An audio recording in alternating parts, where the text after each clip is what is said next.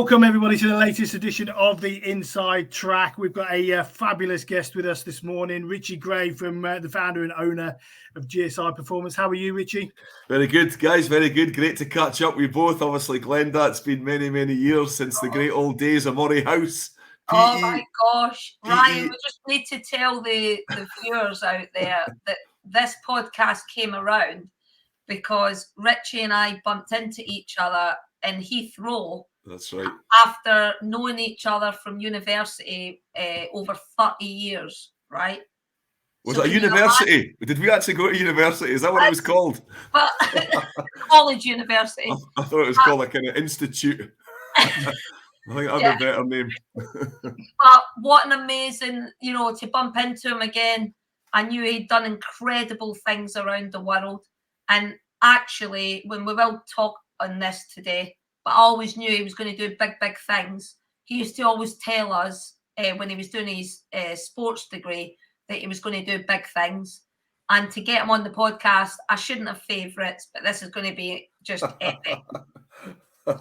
It's nice to have confidence from the start, isn't it? So I like that. It is, Ryan. It's funny. I even remember causing trouble at PE college because I always wanted to be the head of PE at Galashiels Academy. To be honest, that was sort of my aim, and it was to create teams, vibrant, just at every level from first year through to sixth. Rugby teams, football teams, badminton teams, basketball. I wanted the place buzzing with sport, And about 2 years into our degree, and Glenda will back me up on this, physical education changed. It went certificated. Yeah. And I remember sitting in this, we used to sit in the big circle with the 20 students and the lecturer. And this lecturer said, I'm going to be delighted to tell you guys that our it's going to go certificated. Our subject is going to be certificated. And I just was shaking my head, right? And she went, are you disappointed? I went, this is an absolute disaster for physical education, right? And she went, how can you say that? We're now going to be recognised as the same as English and maths and geography. I said, guys, you've completely lost the point. I said, physical education for me was about the whole culture and aura of sport and passion and in your school, in your town, in your area. I said, it will now change forever. And right enough, kids are now colouring in netball stands, and sitting in classrooms on their phones and on iPads. What a nightmare, giving every kid an iPad. It's the one thing you want your kids off. And, it's just, I just was shaking my head. So I always said there and then, I said, I'll not teach. I said, I'll be doing something else. And it caused chaos. It caused chaos because she didn't speak to me, this person, for about 6 months. But you know what? That was it for me. I thought you've got it totally wrong. So I've always maybe questioned things. Sometimes it can get you in trouble, but hey, Well, Richie, that's a lovely introduction to tell everybody out there. If you can even do this, try and give us a whistle-stop tour of the career from the moment you got your sports degree to where you are now. And then we're going to pick your brains about being a really successful entrepreneur at the same time as be a working coach. Yeah. Such an incredible story. Can you try and do that justice in a short period of time? Yeah, so the best thing that happened to me was I got sent off red carded against Hoyk, which meant I got banned for 10 weeks. It was a really big ban. Ray Megson, sadly, was the referee who passed away. Can I ask what you did for a 10 week it was a 2-footed jump onto a guy's body. You were allowed to do that then. It was part of the sport. Now you can't. So rugby's changed a lot, over the period of years. But I got sent off red card, and you very rarely got red cards in those days. I played against Hoyk, and I got banned for, I think it was 8 to 10 weeks. It was quite a long ban. But it worked perfectly because it was 10 weeks before my exams in my 4th year at PE college. And I've always said this, if I hadn't been sent off, I don't know how I'd have passed. So I had literally 10 weeks solid, off I went. I got my 2-1 honours degree. Pete Hill, who was a legendary lecturer there, said, Rich, if you'd been able to speak instead of write, you'd have possibly got a first class. But I came out as an A-class teacher and a 2-1 honours degree for whatever that meant. Piece of paper, and off I went. I think I was always a coach or a teacher. I sometimes think you're born it instead of being created. Absolutely. So from there, I went, it was funny, it was on the morning of my graduation. Glenda will remember this. We were all in Edinburgh, looking smart, dressed up with the full gowns on and whatever. And my father got in touch with me and said, listen, there's 4 jobs going at the Scottish Rugby Union for development officers. He said, I don't even know what they are. And I said, right, I'll have a look at this. So there was 4 jobs going, Aberdeen, the north of Scotland, the Glasgow area, the Borders, and Dumfries and Galloway. So I thought, you know what, I'll put my name in for this. So off I went, and Jim Telfer, ex-director of rugby and legendary coach, interviewed me, got the job. So I thought, geez, what am I going to do here? You know, so right away, I was straight out of teaching and straight into rugby development. They sent me to Aberdeen, literally as far away from Galashiels where I stay as possible. And for 3 years, I was involved in the whole of north of Scotland. You know, you name it, travelled. And so I did that. 12 years, to cut a long story short, 12 years with the Scottish Rugby Union. Did pretty much every job there, development, coach education, created the first rugby academy in Scotland. I always pretty much created the firsts of something, which is hard work, but I've always done it my whole life. And then sadly, the union got into real financial trouble. We had 4 professional teams. They put a ring around the Border Reivers, is the team that I was involved with, and we all lost our jobs. That was it. So we were made redundant. I was newly married, child on the way, mortgage up to the eyeballs, no job. And I was on the fast track. I'd coached Scotland under 18s, I'd coached 19s. I was, you know, this young coach coming up through. I was the youngest coach ever to coach a district team. Everything was going really well. Life was good. And then all of a sudden, I came home. My wife ran me a bath because I don't ever have baths. I'm a shower guy. I'm in and out quick. And she said, listen, I've run you a bath. I've got candles in the bathroom. Coldplay was playing. She said, go up and lie there and try and figure out what you're going to do tomorrow, because at the moment we've not got a job. So literally that was a massive shock. And in some ways it wasn't a nice time at all. I don't think it was done properly either. The way that the whole thing was done was not professional. You know, it was just a really difficult time of your life. But if it hadn't happened, I wouldn't be doing what I'm doing now. So all of a sudden, finished Scottish Rugby Union, ended up working in the media for quite a while. ITV, BBC, became an analyst there, even hosted some shows on Scott Sport, and got involved heavily in radio. I love radio, just because you can be yourself and you can bring the colour to something that people can't see. You know, they're sitting listening on the radio. There's a real skill to that, isn't there, in terms of radio versus TV? Because massive, it's TV, totally different. What you which, let's be honest, not great, is it? You know, television. So radio was far better for me. So went radio and then did that for 2 or 3 years. I did it for 10 in total, I think. Phenomenal. But I always did it alongside another key job. So went to Borders College down here, met the principal, and said, listen, I want to create a sports academy in the Borders. Then there was about 12 kids on a course, and we thought, right, let's change this. So we created BASE, Border Academy of Sport and Excellence. We created a rugby academy, football academy, downhill mountain bike academy. Some of the best tracks in the world are in and around the Borders. And our sport and exercise went from about, I think, 12 to 24 youngsters to about 130, 140 in about 3 or 4 years. Scottish Education gave us, you know, awards for sort of innovation and development, and it's still going to this day. Brilliant. Then all of a sudden, I get a phone call out of the blue. In the back of this, there's a number of stories. It'll take longer than 45 minutes. But literally, I decided to invent a rucking sled, right? I'll say that again, a rucking sled for an area of the game in rugby that was causing major problems for me as a coach. I was injuring a lot of my players. I had to try and create some sort of training aid that would bring around technical proficiency. So I created this training aid, and lo and behold, Rhino Rugby took it on. And for the 2011 World Cup, I was about 8 or 9 teams were using that piece of kit. But because I'd invented it, they wanted me to come and coach them. So I went literally from zero, lost my job in rugby, literally back to coaching the Georgians. I can still remember coaching the Georgian national team in Iswar. It's about 45 minutes from Clermont-Auvergne. And I'd gone from absolutely rock bottom, lying in a bath, listening to Fix Me by Coldplay, to coach the Georgian national team. And then the ironic thing was actually Scottish Rugby, Andy Robinson, who's a great coach, got me back. And then I went back to Murrayfield, the place that had, got rid of us all. And I thought, how crazy is this? And England used it. Wales had it. I went on just about a world tour, working with teams on back of coaching and involved as a head of sport at Borders College as well.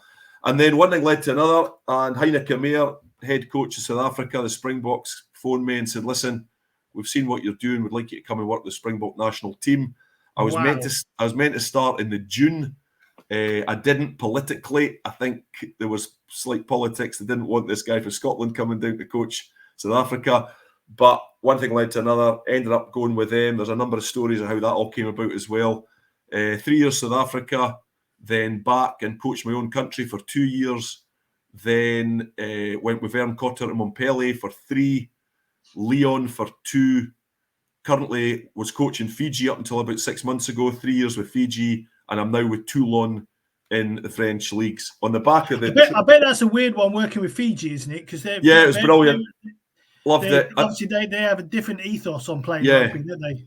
Totally. It's like, I'm so lucky, and I'm the only guy, I think, in the world that's got the experience now of coaching in the Rugby Championship, Southern Hemisphere, France, the UK, the islands...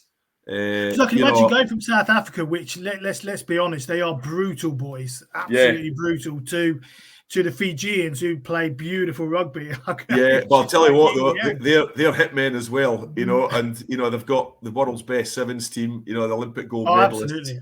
And their 15s team is getting better and better by the month, to be honest, because a lot of their players are now playing pro in France, so they'll be a really interesting team to watch at the World Cup. But on the back of the training aid, I then couldn't stop. So I started developing another thing and another thing. And everything that I develop is around contact and collision, because I knew that the sport was going to have a challenge there, especially with concussion and injury and impact.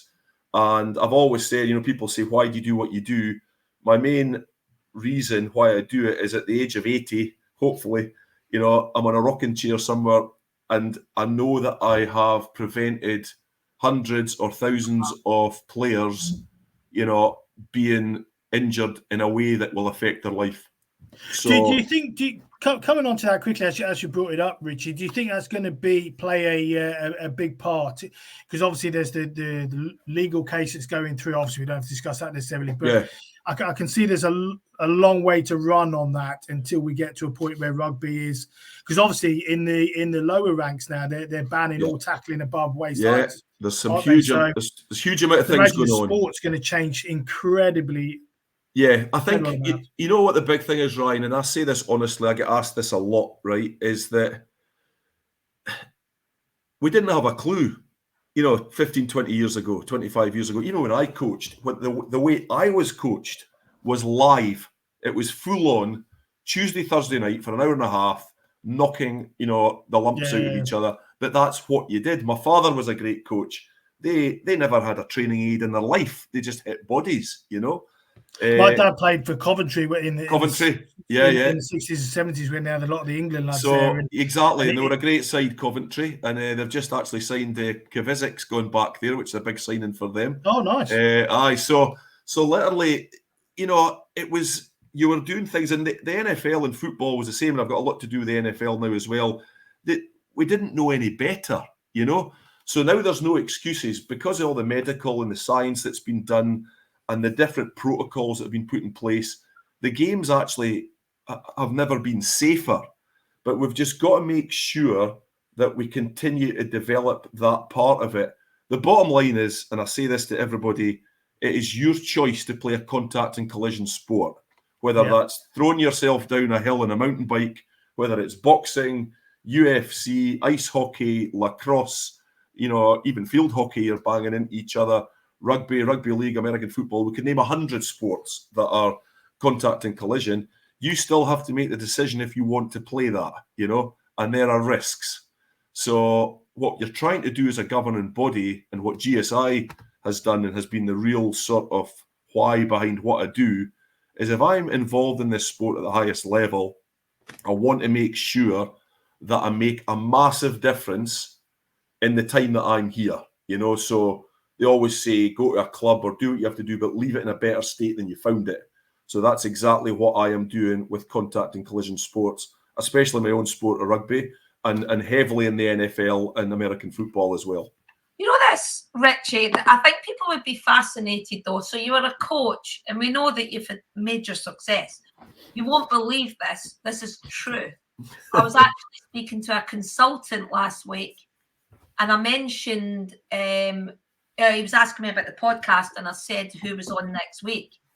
And I was explaining about Heathrow and how we bumped into each other again. And he's a Scottish guy, and he's like, he knew everything about you. Oh, I know. Yeah, he's like, oh my God. And then he starts reeling off all of the amazing impact that you've had. So we know that people know you for the massive contribution that you made in collision sport and, you know, safety, right? But how do you go from being a coach to coming up with these inventions? How do you go about that? You know what? I actually think like it's a classic, and I ask a lot of people. I meet some really interesting people in my travels, and I suppose it's like meeting a guy or a lady who is heavily involved in, say, I don't know, let's say computing. Imagine a Steve Jobs or, you know, a Bill Gates.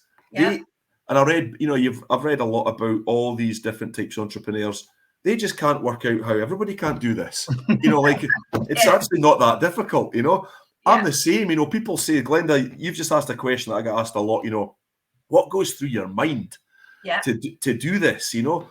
Well, I coach at the highest level, but I also have a 12-year-old son and a 15-year-old daughter who I coach as well. So I coach all levels. I just love coaching, you know, just to make players better. That's why you coach, you know.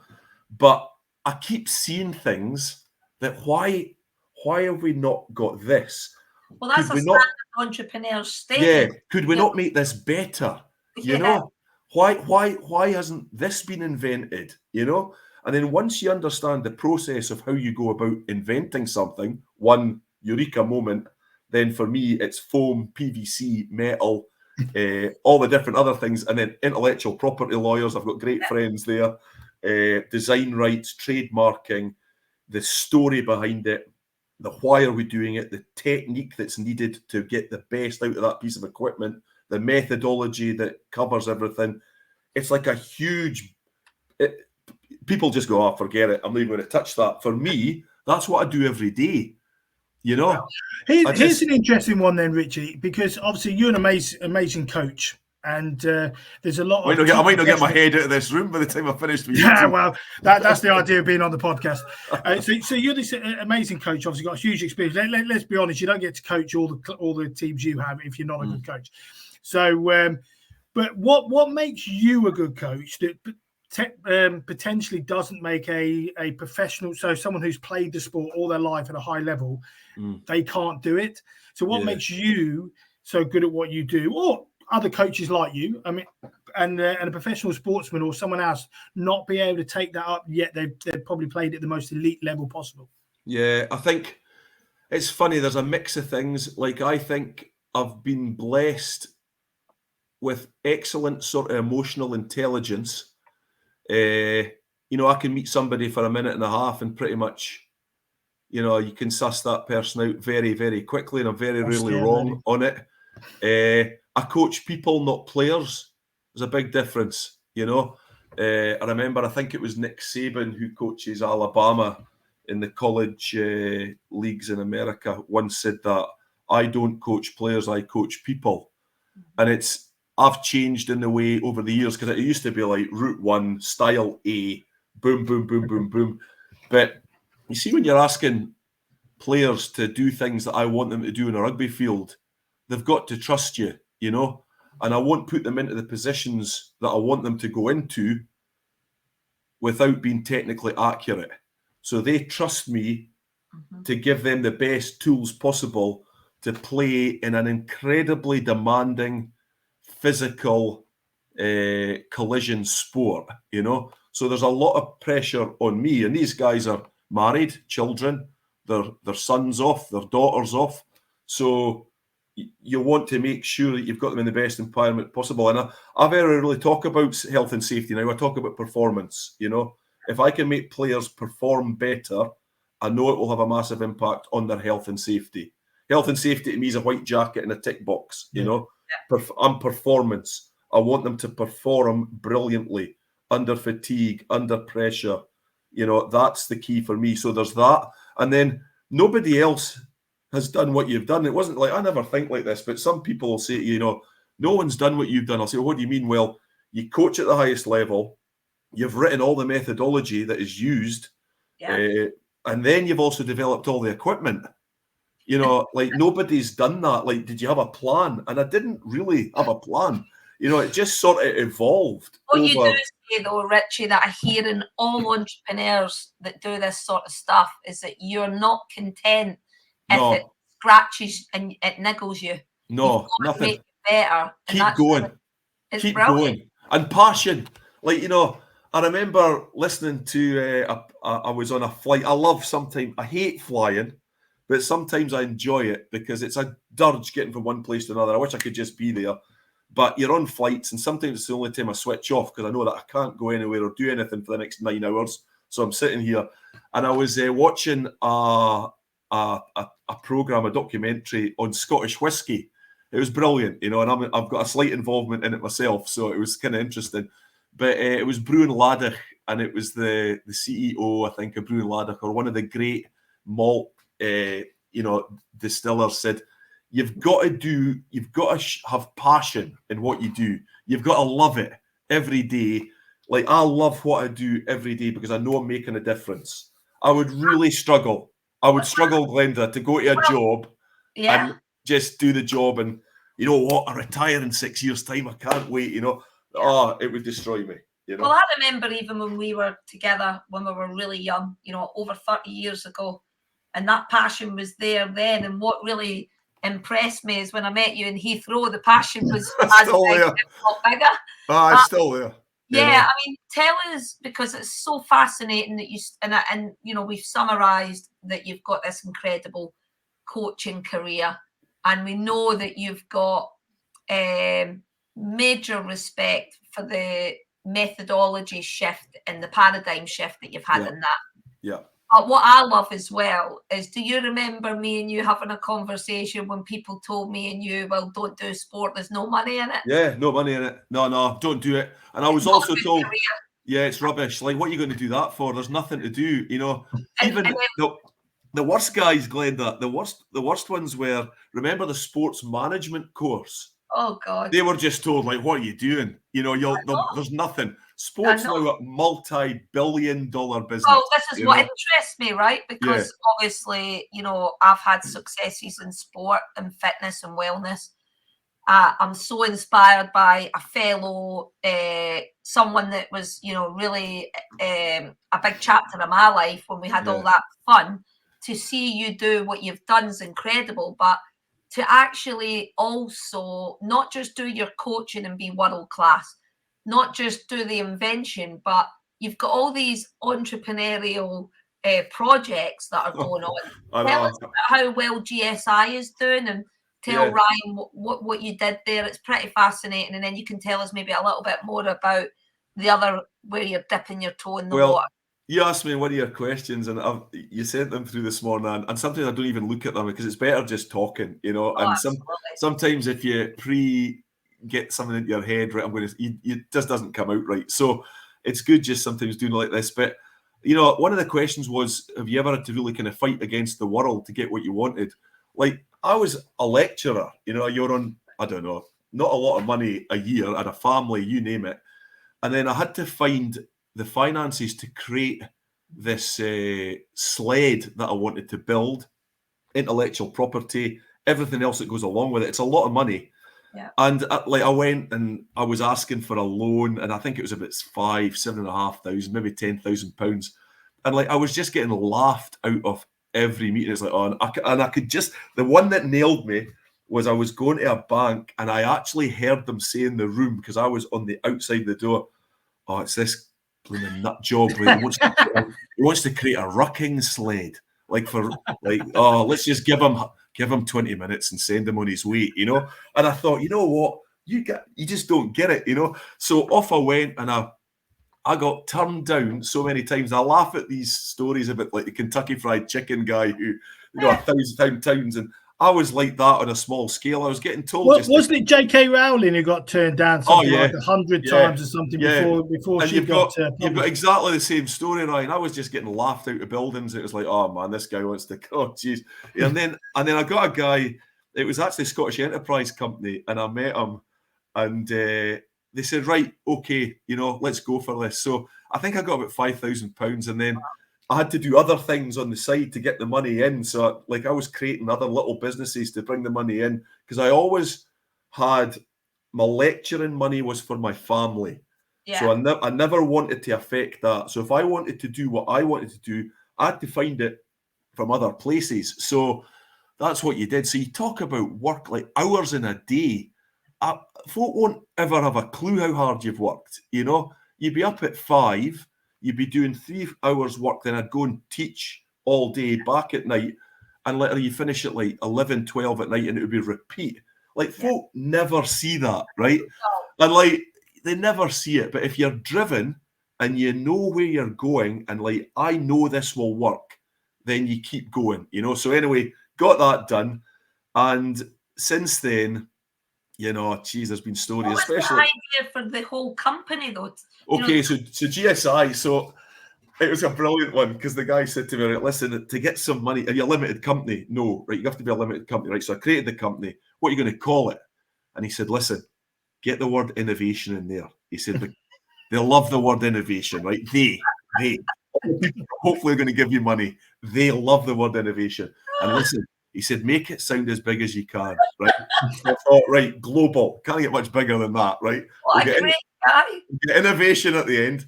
And then I thought, well, for me, I said, it's sports. I said, because it might not just be rugby. I was always thinking about the collision contact market. There's more than just rugby. So GSI, Global Sports Innovation, was created. But the best thing I did was about 10 years ago was I took away the name Global Sports Innovation that was underneath the logo, and I put GSI Performance. Mm-hmm. The minute I put the word performance there, it was like it just opened the door. Wow. And all of a sudden, you think to yourself, geez, I should have done that years ago, but it wasn't the right time. And this is where it's key as well in business, I have found. Timing is everything. You know, and I tell you what would be interesting, Richie, on that one though. You changed the name and you say it exploded. The question is, did your mindset change, which ultimately then potentially exploded the?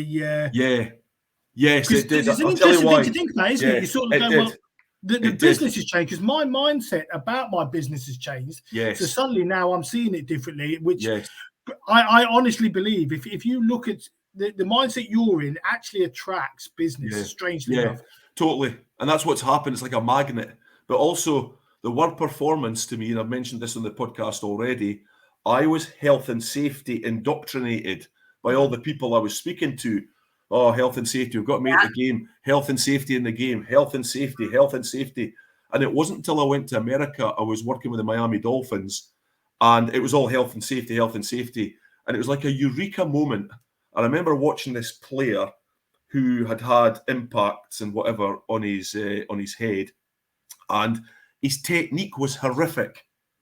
Yeah, but what makes me laugh, Richie, is they go health and safety, then they still tackle with their helmets. Yeah, well, the thing is, though, they were tackling in the wrong way with their helmets. If you tackle properly, then that helmet actually has got a huge part to play in keeping you safe. But if your technique's not right, you're going to put yourself in a bad position over and over and over again.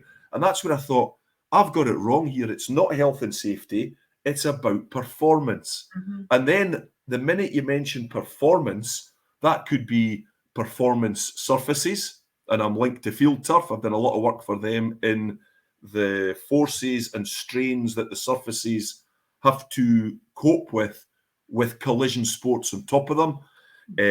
I'm linked to Riddell in America, who obviously do the helmets and the padding. Monster company in the US now have all my equipment, performance. Even their strap line underneath their name now is protect and perform.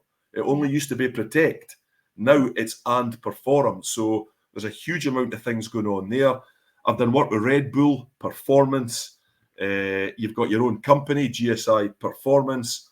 I am concerned about performance. That's what I want to make better. This company, Richie, is online, correct? Yeah, GSI Performance, and it's all my training aids, but if you go in behind it, it's got the methodology and the whys and hows behind it as well. Brilliant.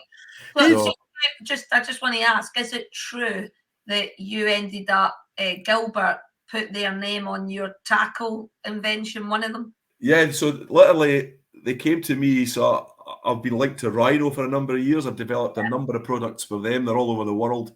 And then Gilbert came to me. I actually created, this is a classic for you, you'll love this story. So it really hacked me off, right? Because somebody said to me, all you're bothered about is contact and collision, you know? There's so much more to the game than that. And they're correct. There's a huge amount more.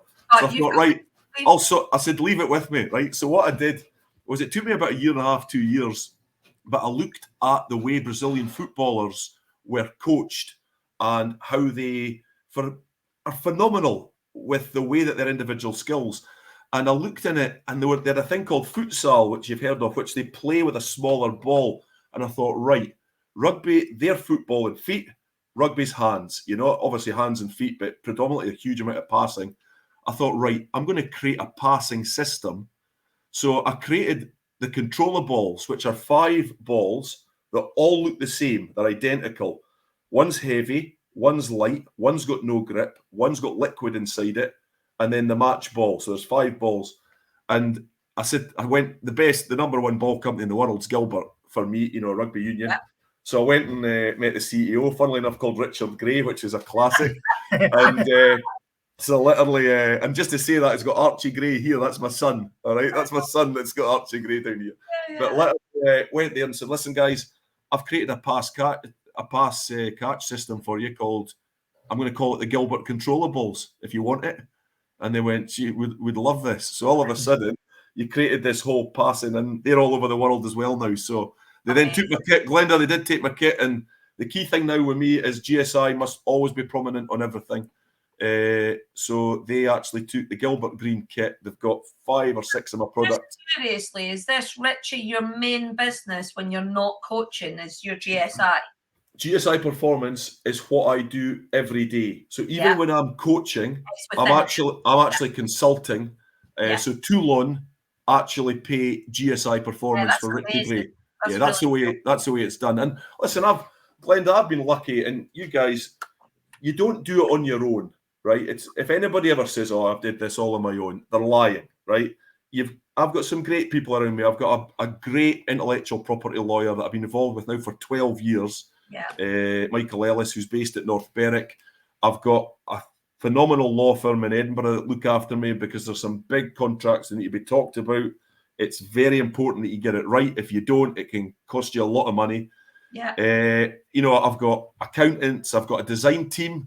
I've got guys that look after the website. I've got, you know, the only thing I'm struggling with at the moment, and this is where folk rip their hair out with me, they say, why not on Instagram and Twitter? And you should be doing far more. No. I just, like... The thing with things like that, Richie, it depends on whether your business gets any benefit out of it. So, yes, I can imagine you could put some amazing pictures on Instagram. You could. Your world travels and the teams you work with and everything else. But actually, what does it generate for your business? And if it doesn't, I think you need to get out your comfort zone with that one, Mr. Gray. I think with your, you know, radio background, you're so inspiring when you're on the audio. You know what though? I've not got time, Glenda. I've not got time to do it. I need somebody to do it. Follow you around. I'll do it. I could just follow you around, carry your bag, and then do your videos. But on a serious note, what really comes through for me, and I think our listeners would be really picking up on it, I know you don't need to do a hustle because you did the hustle to get the new job, and then you were hustling while you were working out your inventions. And in fairness, you've made it. But what I think is so another reminder of your entrepreneurial spirit is you still want to do more. And you've got all these little projects, which your pet projects. I just love it. So you want to tell the guys a really out-the-box pet project of yours that you were telling me about? I've got a few of them, but the best one is after we played games with the Springboks, you know, you sat down, you had a few beers with each other, and you know, we'd have a sing-song and get the music on. And I used to say there was quite a few guys there that own fathers own vineyards and stuff like that. And I've always been interested in the process of wine. I think it's phenomenal, right? I just think it's great. I love it. The process of malt whiskey, I think, is phenomenal, and the way it's done. So it's very like coaching, actually. It's a process, you know. So I used to. It was a standing joke. I said, I'm going to put a rugby field onto a vineyard one day, and we're going to take the grapes from that field 100 meters by 70, and we're going to create a wine. Now, how many bottles do you think we could make? You know, what would the yield be? And so I used to ask the wine guys this, and it was like a standing joke. So I'm in Montpellier, south of France, phenomenal, one of the world's best wine areas. And I get speaking to a great supporter of the club, and I said, "Listen, what's the kind of role you do?" He said, "Oh, I'm a 10th generation vineyard owner." I went, "Oh," I said, "It's Chateau de Valcom, just outside Nîmes, phenomenal." I said, "Right," I said, "I want to do a wee project with you." And he goes, "Right, what is it?" And I said, "I want to put a rugby pitch on a block in your vineyard." And you know, you get the vibe sometimes with somebody. He went, "Let's do it."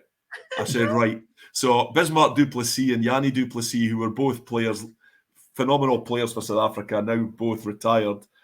The four of us got into it. So we created the Rugby Field Vineyard range, and actually we've now got a white, a red, a rosé. The Grand Mêlée is the big scrum, it's called. The Grand Mêlée is there. There's a field. I can actually see when I fly into Nîmes Airport, I fly over this vineyard and there's the sticks there, and I'm just laughing away, and I can see people on the plane going, "There's a bloody rugby pitch down in a vineyard down there," and it's superb. So on the back of that, I thought we can't not have a malt whiskey as well. So I got in touch with Andrew Will's phenomenal family who own Kilhoman on Isla, and the ironic thing is, I'd seen this tweet went out. It had Rugby Park Field, Kilhoman. And I thought, what's going on there? You know, I thought, is somebody maybe trying to, you know, copy the wine idea? So I got in touch. I knew the CEO of Brew and Ladych, Simon Coughlin. And Simon gave me the number for Andy. It's all who you know, isn't it? And like little numbers. So anyway, the ironic thing was that on the field of Kilhoman, now they're the only farm to bottle distillery. So they do everything. It was the first ever rugby field ever played on Isla was on that farm. And that's why it was called Rugby Park Field. So I said, listen, guys, why don't we put posts up on the field, and we'll take the barley and we'll develop the rugby field malt, you know?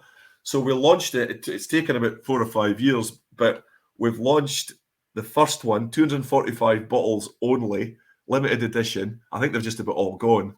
But the Kilhoman is a very collectible malt as well. But seriously, if you go there on Macker Bay, there's this field with white rugby posts on it, barley field. It's just brilliant, isn't it? And the next one you'll have to go out to, is it Tennessee where they do the bourbon? Well, bourbon, yeah. So literally, you're one step ahead of me. So I was in Texas about a month ago.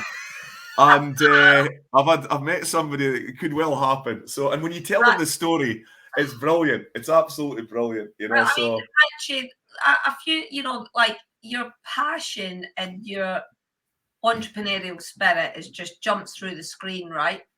But I guess, you know, we've got a lot of club owners out there, and they find it a lot of pressure, right? You know, they're a lot of people with bricks and mortar businesses. So, yep. Especially at this time.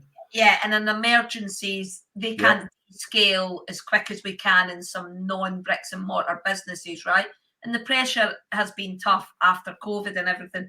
I just wondered, you know, with you being so successful, you've got your family, you've got all these businesses. How have you protected your own mental health and made sure that you've got through this journey, still smiling, still passionate, not burnt out? What advice would you give people?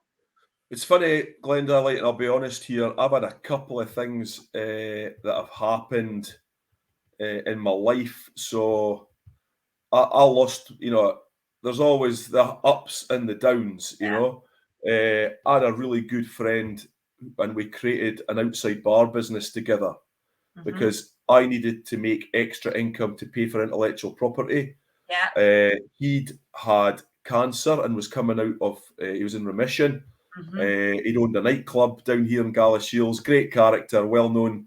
And we were sitting in his house and he said, listen, Rich, what am I going to do? You know, he said, I'm looking at the four walls here. And I said, listen, why don't we put in X amount each and we'll create an outside bar company? You know, I think we need a better outside bar company. So it kind of got him his life back and he got into it. But sadly, cancer came back. Breast cancer. He was a male who had breast cancer. And he actually became quite a sort of voice for it for 2 or 3 years. And then sadly passed away, you know. So a good mate of mine passed away, 42 years old. So that definitely sort of makes you think a little bit. And then I was lying in a bedroom in Indianapolis and I started getting major pains like through my body. And I thought, oh man, what the hell's going on here? You know, on your own in a blooming America. So got myself to a hospital. Got checked and scanned out and whatever, and it didn't turn out to be anything really major at all, you know. And then I had a kidney stone as well. I don't know if anybody's ever had a kidney stone before, but jeez, literally, like I remember that came. So, you know, I class it as you have little pointers now and again. It's like, hey, slow yourself down a little bit, you know. I got COVID really badly. So the Fijian touring squad got COVID, I think November 2020. No injections, nothing. Didn't really know even how to treat it. We're in a hotel in France.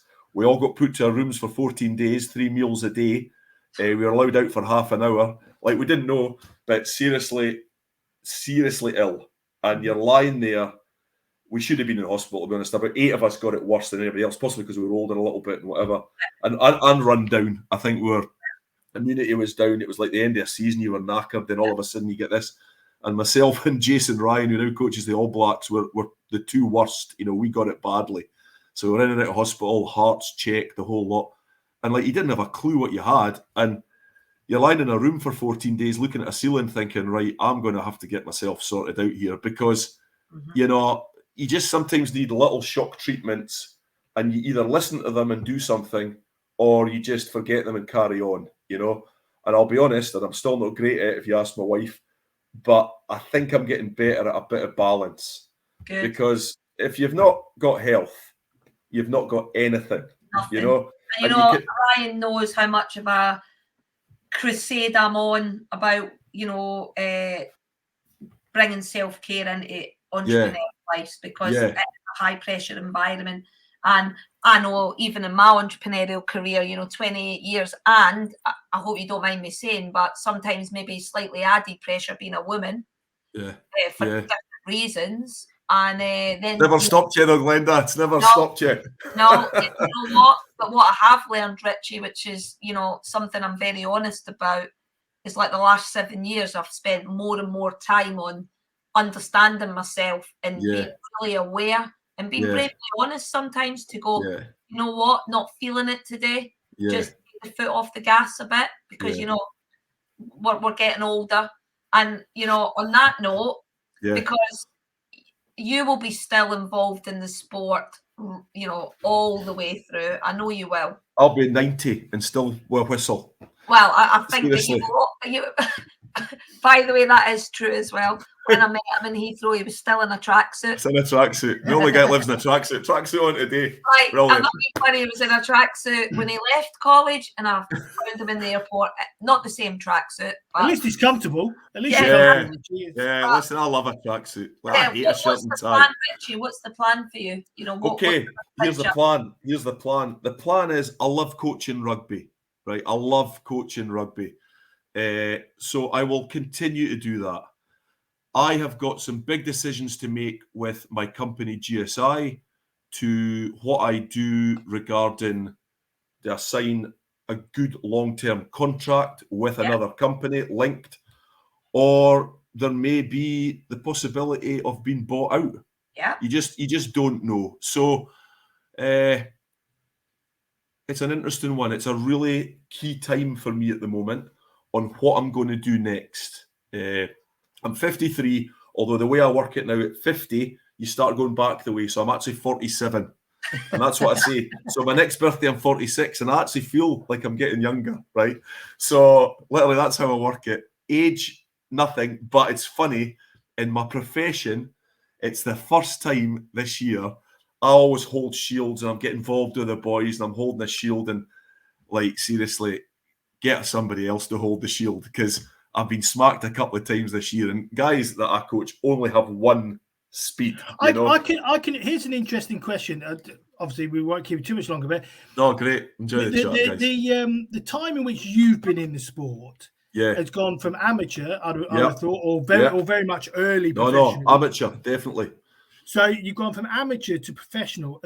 I mean, even the fullbacks have gone from like 12 stone to 16 stone, and so the lads are so much bigger and stronger. So I can imagine the impacts are higher, even on you lads as the coaches. Yeah, I can imagine the force that's taken to do the training is unreal. Hey, listen, you think rugby's big? Go to NFL. Oh. You know, I was at the Philadelphia Eagles about 3 weeks ago for the draft, and some of the players that were walking about that building are freaks of nature. You know, their guys are 6'8", 6'10", and they're like coming in at 24, 25. They're the biggest. And they'll still run 12 seconds. These guys, the NFL blows me away. Every time I'm there, I was at Miami Dolphins before I went to Philadelphia, and Tyreek Hill and Jayden Waddle, the two wide receivers, were there. It was just an honour to watch these guys training. Could potentially outrun what's the 100-meter Jamaican? Bolt. Bolt, they reckon he could give Bolt a fair crack. I've never seen a human being turn as quick. Like, just from a sports point of view, you know, I've been born and brought up in sport and looking at talent and picking talent and developing talent.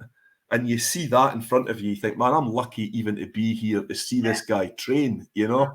And I remember it was the same. We were up in a camp in the Pyrenees, and Mo Farah was there for the same time.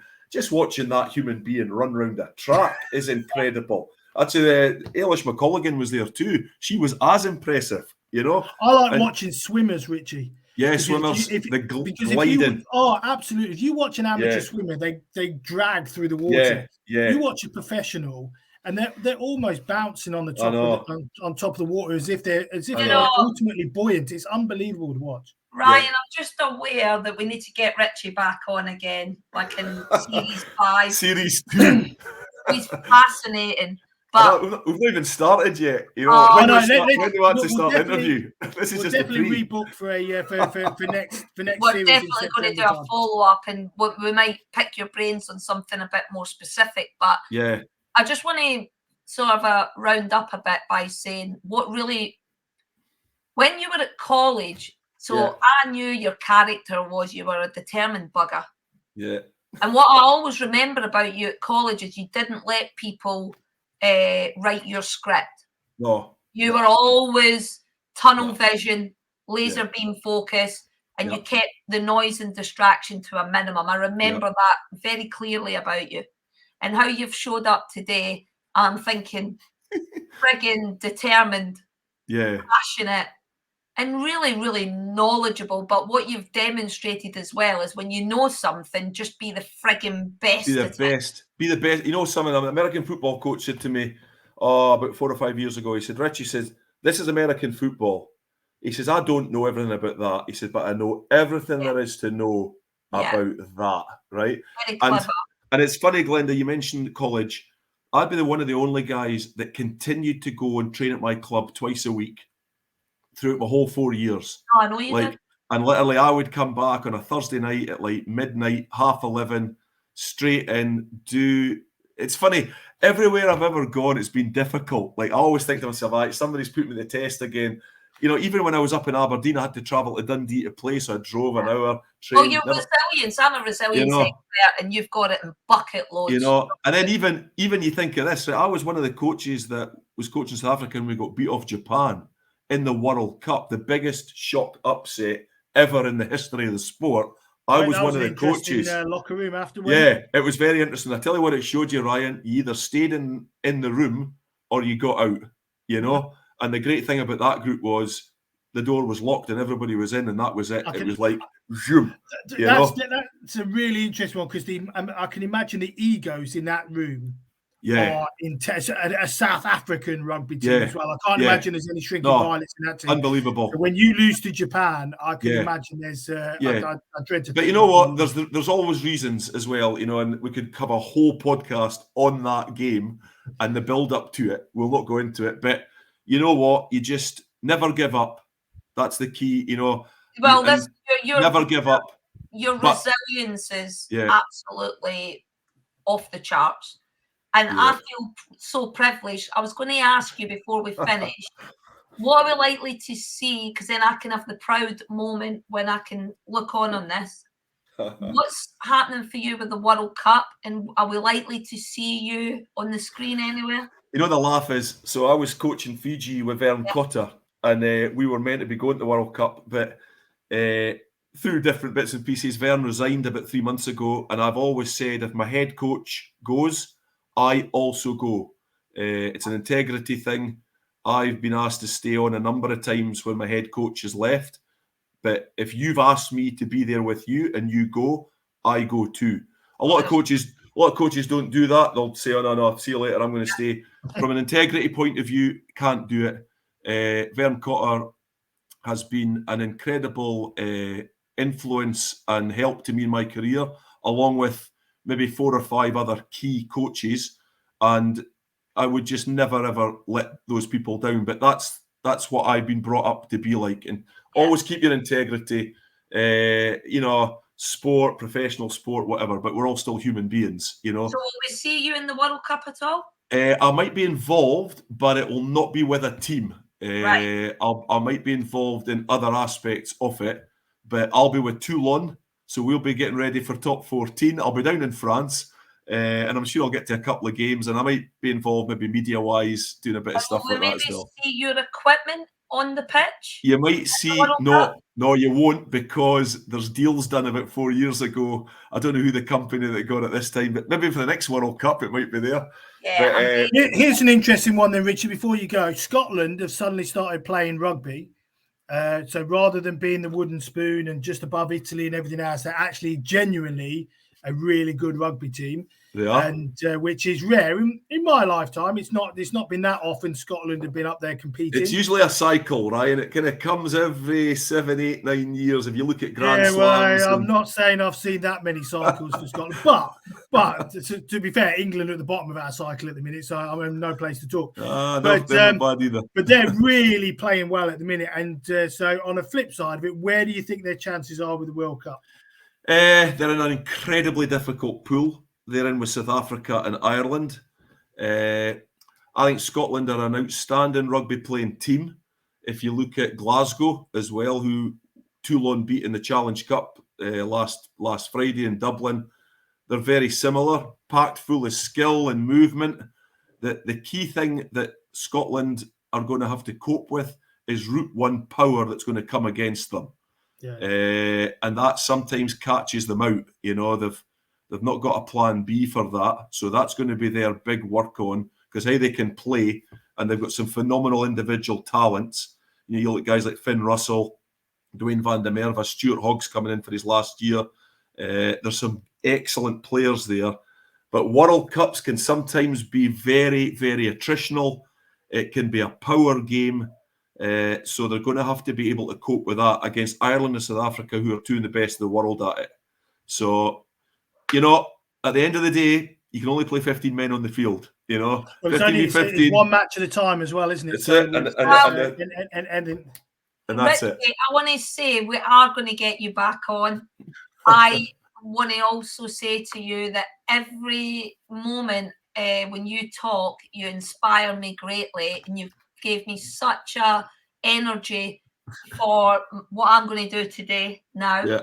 I want to thank you for that. It's been an absolute privilege. Hey, Glenda, it goes both ways though, because I can remember you at college too, and you were literally like the wind-up dynamo, off you went. You know, you must have come out that room in the morning, boom, full on, back in your room at night. That was it. And you know, I'm the same. And you meet people that are quite similar to you. And listen, we'd not met for about 20 odd years, and then we met each other in Heathrow. It was like it just caught up with you on the Friday just before we all head off. I'm going to make sure this year, at some point along the way, we'll get a meal in for sure. Listen, that'll be great. It'll be great. Yeah. Or whatever it is, we'll make it happen. Bring Lisa up as well. You can catch up with Lisa. It'll be great. One final question before we go, which we ask everybody, Rich. Go for it. Now, you may have absolutely loads here, but who would you say is your main inspiration, or what is your main inspiration for doing what you do? Boy, oh boy. My main inspiration. I think, you know what? Like, I just don't want to let my town down. I know it sounds crazy, right? And if you ever ask anybody from the borders where you're from, they'll never say Scotland. They'll say their town first. Yeah. Then they'll say Scotland. I'm from Gala. I'm from Hawick. I'm from Kelso. You know, and it's a different world of borders. You know, if you've ever been there, we're different, right? We are different.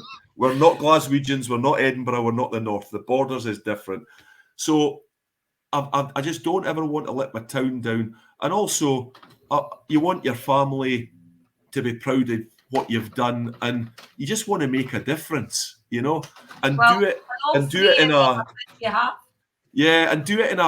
in a sort of. I keep hearing humble all the time, you know, humble. Sometimes I call it false humble. People say it, but they don't mean it. You know, you just want to go about your business, do your job, make a difference, sit at the back of the garden with the sun and a glass of wine, and just, you know, hopefully you're doing a good thing and just be a good person, you know. People always say to me, cultures and developing teams and whatever, just surround yourself with positive, good people, you know, genuinely good people, not fake good people. You meet a few of them in life as well, you know, just genuinely good human beings. Amazing advice. Seriously. Life would be easy, wouldn't it? Yeah, absolutely. Absolutely right. Ryan, I told you it would be fun. Absolutely. And definitely get you on again. Really appreciate your time this morning, Richie. Pleasure, obviously have pleasure. An awesome day.